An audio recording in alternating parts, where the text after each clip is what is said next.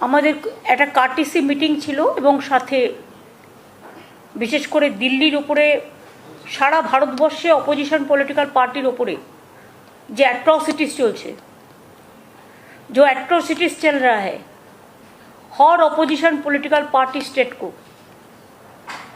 ईमानदारी से जनता को चुने हुए लोगों को काम करने नहीं देता है।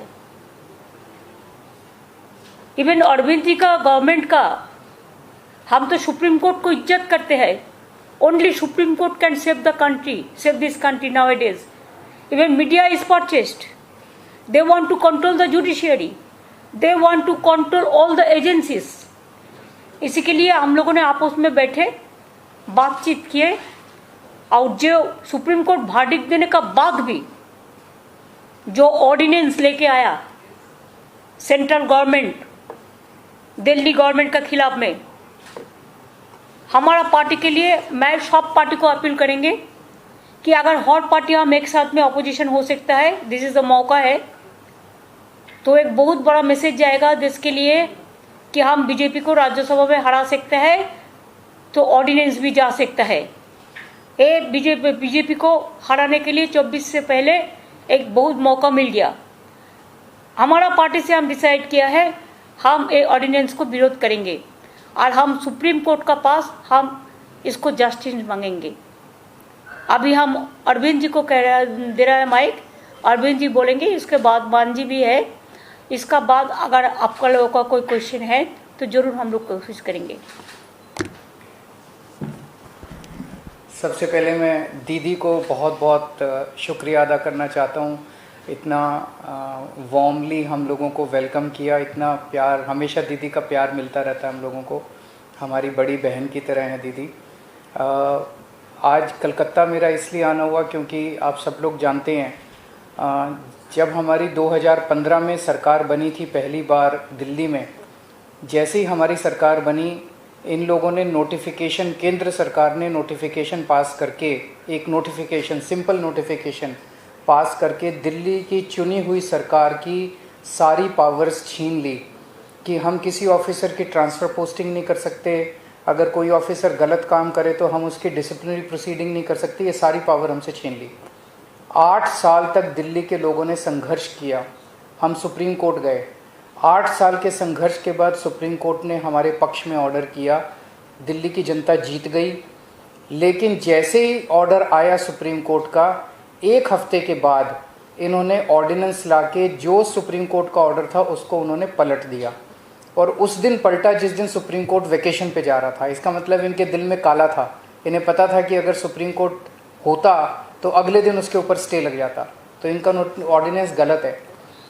इन लोगों ने जिस तरह से डेमोक्रेसी का मजाक बना दिया है, जहाँ भी 3 तरीके से ये चुनी हुई सरकारों को तंग कर रहे हैं। एक, पहली चीज़ कि जहाँ पे बीजेपी की सरकार नहीं बनती वहाँ ये एमएलए खरीद के सरकार गिरा देते हैं उस पार्टी की और अपनी बीजेपी की सरकार बना लेते हैं। दूसरा, जहाँ बीजेपी की सरकार नहीं बनती वहाँ ये ईडी और सीबीआई को इस्तेमाल करके दूसरी पार्टी के एमएलएज को डराते हैं, धमकाते हैं, उनको तोड़ लेते हैं और उनकी सरकार गिरा के बीजेपी की सरकार बना लेते हैं। तीसरा, जहाँ बीजेपी की सरकार नहीं बनती वहाँ कानून का गलत इस्तेमाल करके, गवर्नर के ज़रिए ऑर्डिनेंस पास करके ये तरह तरह से उस नॉन बीजेपी गवर्नमेंट को काम ही नहीं करने देते। हमने वेस्ट बंगाल में भी देखा गवर्नर कैसे तंग कर रहे हैं, हमने वहाँ भी देखा, पंजाब में भी देख रहे हैं, जो पूरे तमिलनाडु में देख रहे हैं, तेलंगाना में देख रहे हैं किस तरह से गवर्नर तंग कर रहे हैं। और अब दिल्ली के अंदर इन्होंने जो किया वो तो बिल्कुल ही जनतंत्र के खिलाफ है। एक तरह से ये बोल रहे हैं कि हम सुप्रीम कोर्ट को भी नहीं मानते, तो ये इनको बहुत ज़्यादा अहंकार हो गया है, और अहंकार जब हो जाता है आदमी को तो फिर वो बहुत स्वार्थी हो जाता है, फिर वो देश के बारे में नहीं सोचता। तो मैं समझता हूँ कि आने वाले समय में देश की जनता को ये देख के अब इस अहंकारी सरकार को हटाना चाहिए। तो एक तो मैं दीदी का शुक्रिया अदा करना चाहता हूँ कि राज्यसभा के अंदर इन्होंने कहा कि हम सपोर्ट करेंगे, और मैं समझता हूँ कि अगर राज्यसभा में ये बिल गिर जाता है तो ये एक तरह से सेमीफाइनल हो जाएगा 2024 का। और मैं अब भगवंत मान जी को रिक्वेस्ट करता हूँ। बहुत बहुत धन्यवाद। सबसे पहले ममता दीदी मैं पहली बार बंगाल में आया हूँ और इतना इन्होंने हमें मान सम्मान दिया और उसके लिए मैं धन्यवाद करता हूँ। आपका नाम भी तो मान है। Thank you. और सेंट्रल हॉल में बहुत बार मिलते रहे। लोकसभा में जब मैं था तो बहुत से गलत जो बिल आते थे उनका मिलके तृणमूल कांग्रेस के साथ मिलके हम उसका विरोध करते रहे, वेल में भी जाते रहे और हम बहुत से बिलों को वापस भी करवाते रहे। और जिस कमेटी का मैं मेंबर था उसके चेयरमैन जो थे सुदीप जी वो उनके चेयरमैन थे, तो FCI और पब्लिक डिस्ट्रीब्यूशन। सो बंगाल और पंजाब का बहुत जो रिश्ता है वो बहुत मजबूत है। आज़ादी का संघर्ष जब चलता था तो बंगाल और पंजाब का आपस में शहीद आजम भगत सिंह भी लाहौर से सीधा कोलकाता आते थे और यहाँ से उनके जो जितने भी आज़ादी के परवाने थे उनके साथ मीटिंगें चलती थी। अभी भी पंजाब से बहुत बड़ा नाता है क्योंकि बहुत भारी संख्या में पंजाबी जो हैं वो बंगाल में रहते हैं। ट्रांसपोर्ट का बिजनेस है, दूसरे बिजनेस हैं।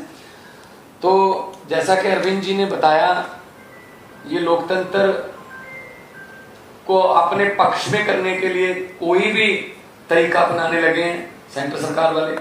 यहाँ तक कि मेरी 117 में से 92 MLA, बहुत बड़ा मैंडेट है, फिर भी मुझे अपने बजट सेशन को जो है चलाने के लिए सुप्रीम कोर्ट जाना पड़ा।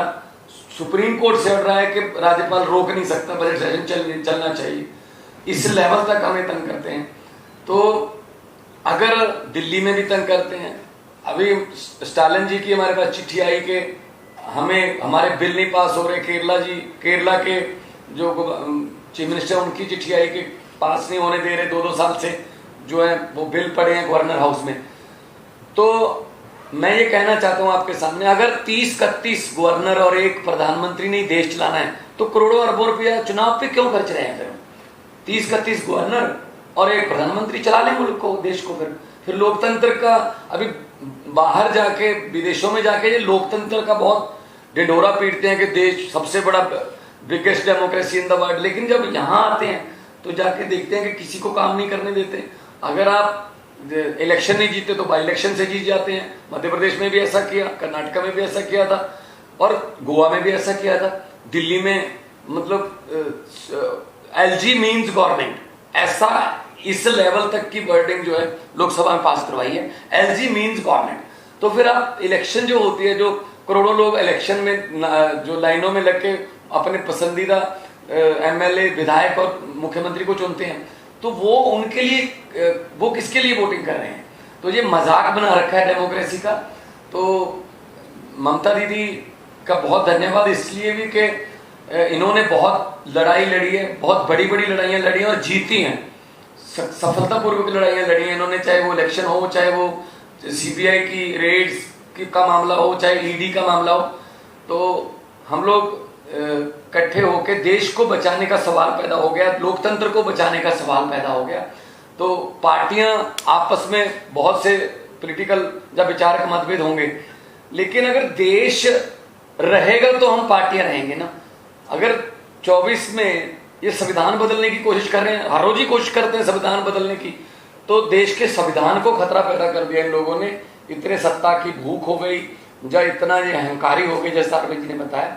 लेकिन हमारे पंजाबी में कहावत है कि हंकार दा सिर नीवा होता है, हंकार हमेशा हारता है और भगवान भी हंकारी बंदे की जो है वो हेल्प नहीं करता। हम लोग सच्चे लोग हैं, हम लोग देशभक्त लोग हैं, अपने अपने फील्ड को छोड़ के हम राजनीति में आए हुए हैं और हम चाहते हैं देश नंबर 1 बने दुनिया में। लेकिन वो तभी बनेगा जब सच्ची नीयत वाले लोग जो है वो आगे आएंगे। तो मैं आज जो ममता दीदी ने कहा कि इस ऑडियंस का विरोध करेंगे, डट के विरोध करेंगे राज्यसभा में, उससे हमारा हौसला बढ़ा है और हम चाहते हैं कि जो सारे जहां से अच्छा हिंदुस्तान हमारा, वो वाला नारा जो है वो देखने में भी, ग्राउंड में भी देखने को मिले। पहले मैं अपने क्वेश्चंस का जवाब दे देता हूं कि जैसा अभी एग्जांपल्स दिए, दिल्ली में इन्होंने ऑर्डिनेंस लाके सुप्रीम कोर्ट के जजमेंट को पलट दिया सुप्रीम कोर्ट ने 8 साल की लड़ाई के बाद दिल्ली के लोगों को न्याय दिया था। 8 साल की लड़ाई के बाद दिल्ली के लोगों को उनका हक मिला था, और 1 हफ्ते के 8 साल की लड़ाई के बाद इन्होंने 8 दिन के अंदर उसको ऑर्डिनेंस ला के पलट दिया, दिल्ली के लोगों को फिर से सड़क पे ला दिया। और ये केवल दिल्ली की लड़ाई इसलिए नहीं है क्योंकि वेस्ट बंगाल के गवर्नर भी वैसे ही करते हैं। पंजाब के गवर्नर अभी जो मान साहब ने बताया, आपको जान के आश्चर्य होगा, इस बार बजट सेशन बुलाने के लिए पंजाब के गवर्नर ने मना कर दिया कि बजट सेशन नहीं होगा। ऐसा हो सकता है जनतंत्र में? सुप्रीम कोर्ट जाना पड़ा पंजाब गवर्नमेंट को बजट सेशन बुलाने के लिए। तमिलनाडु के मुख्यमंत्री का मेरे पास लेटर आया, उन्होंने लिखा कि ढेर सारे बिल गवर्नर कई महीनों से लेके बैठे हैं। तेलंगाना के चीफ मिनिस्टर ने सुप्रीम कोर्ट में केस किया कि उनके 22 बिल गवर्नर लेके बैठे हैं। केरला के चीफ गवर्नमेंट जो है सुप्रीम कोर्ट में गई हुई कि उनके वाइस चांसलर अपॉइंट नहीं। सारी गवर्नमेंट्स के अंदर वो तंग कर रहे हैं। कितनी सारी ऐसी गवर्नमेंट्स हैं जिनको उन्होंने गिरा दिया, या तो खरीद के और या उन्होंने डरा के सीबीआई ईडी भेज के। ये लड़ाई केवल मेरी लड़ाई नहीं है, ये लड़ाई 140 करोड़ लोगों की लड़ाई है। ये इनके अहंकार के खिलाफ है। ये इतना अहंकार हो गया इन लोगों को, इतना अहंकार हो गया इन लोगों को कि अगर बीजेपी को वोट नहीं दोगे तो आपकी सरकार नहीं चलने देंगे, आपकी सरकार गिरा देंगे, आपके एमएलए तोड़ देंगे। ऐसे तो देश नहीं चल सकता। दूसरा आपका क्वेश्चन मनीष जी के बारे में, आपने देखा होगा वीडियो, किस तरह से आज मनीष जी को गले से पकड़ के कोर्ट रूम में घसीट के ले गए ये लोग। Is this the way you treat the deputy chief minister, education minister? ऐसे तो ट्रीट नहीं करते। तो उनकी क्लैरिफिकेशन जो मर्जी हो, क्लैरिफिकेशन तो उन्होंने कहा नहीं हमने कुछ नहीं किया, पर वीडियो आप देखिए। This is not the way to treat a deputy chief minister. He is not an accused, he is not a convict. अभी तो उनके ऊपर आरोप है, आरोप साबित नहीं हुए हैं।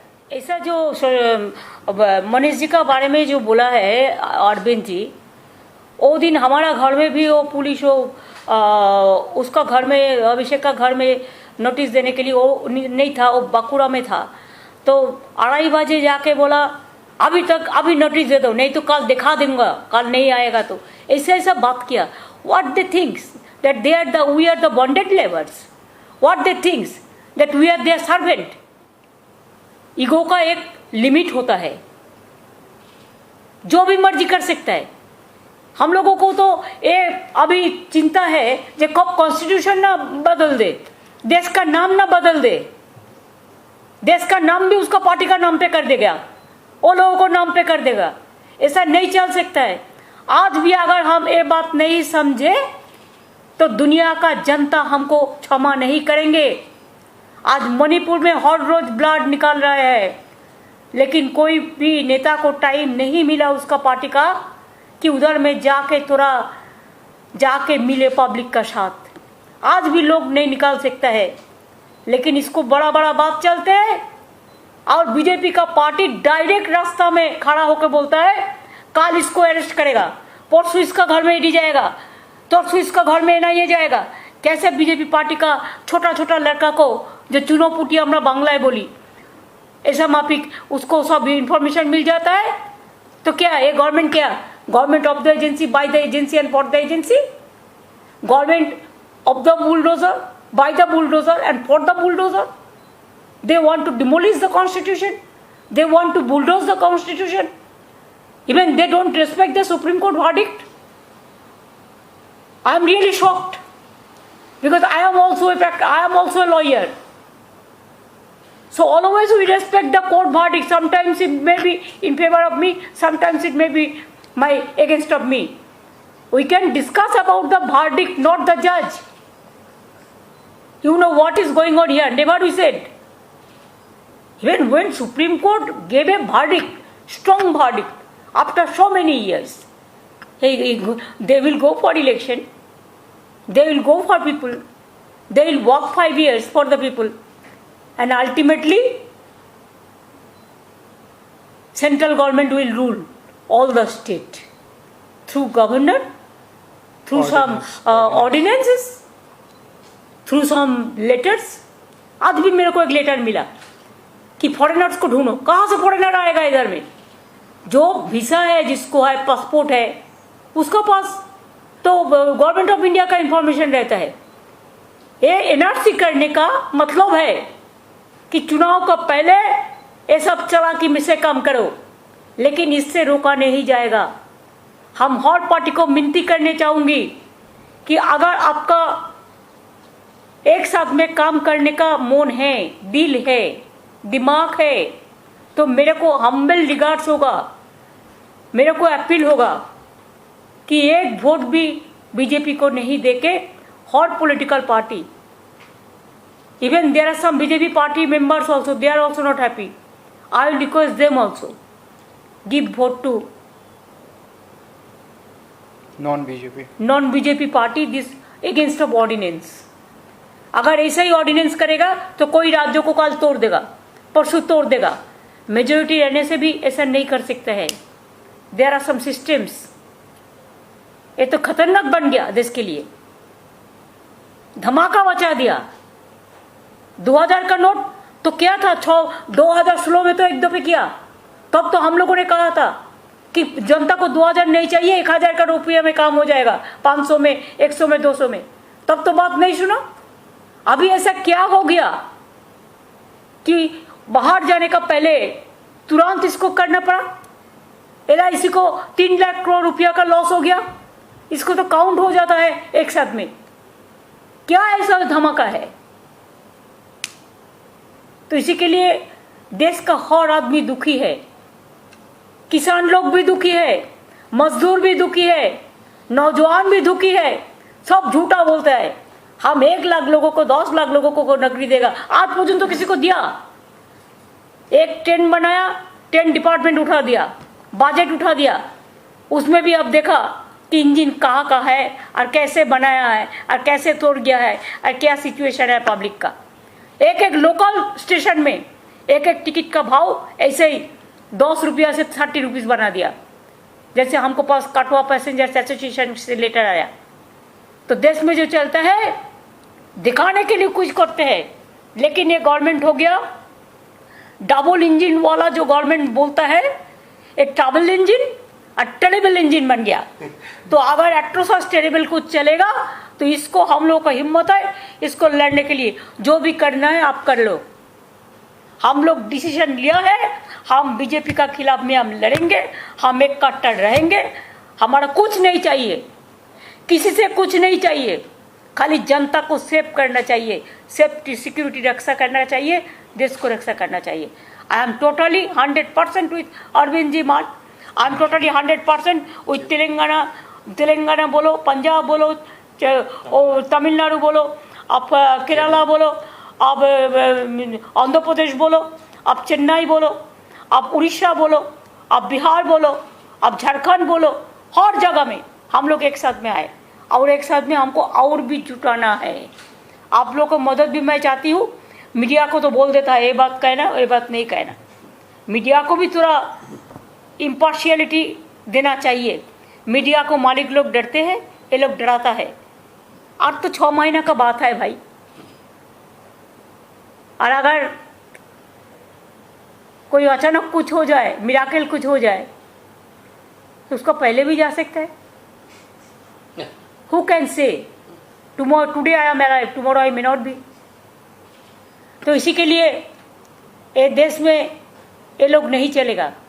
इलेक्शन भी होना है तो 6 महीना बाकी है, इतना ज़्यादा नहीं है। अभी उसी के लिए एजेंसी को डांट के भेजता है, ये करो वो करो वो करो। अरे सुप्रीम कोर्ट जब वर्डिक्ट दिया, you should have accept the verdict of the Supreme Court. क्या है, दिल्ली का चपरासी को आप क्यों ट्रांसफर करेगा? दिल्ली को एम्प्लॉयज को दिल्ली गवर्नमेंट का अंडर में है, आपका अंडर में नहीं है। आपका अंडर में तो डिफेंस है, उधर में हेडक्वार्टर, आपका उधर में होम मिनिस्ट्री है, आपका उधर में BSF है, आपका उधर में CISF है, आपका अंडर में CBI है, आपका अंडर में ED है, आपका अंडर में NIA है, क्या नहीं है, पुलिस है, सब कुछ है आपका अंडर में। तो ये लोग चुनाव में जाएगा, लड़ेगा और इसको सब पावर अप तोड़ लेंगे। ये बात नहीं चल सकता है। लोकतंत्र रहेगा तो हमारा देश बचेगा, लोकतंत्र नहीं रहेगा तो हमारा देश नहीं बचेगा। इसी के लिए जितना जल्दी ये बीजेपी पार्टी को हटाना हम लोग को सबका काम है, और ये काम पे हम लोग एक साथ में चलेंगे। Thank you. Thank you.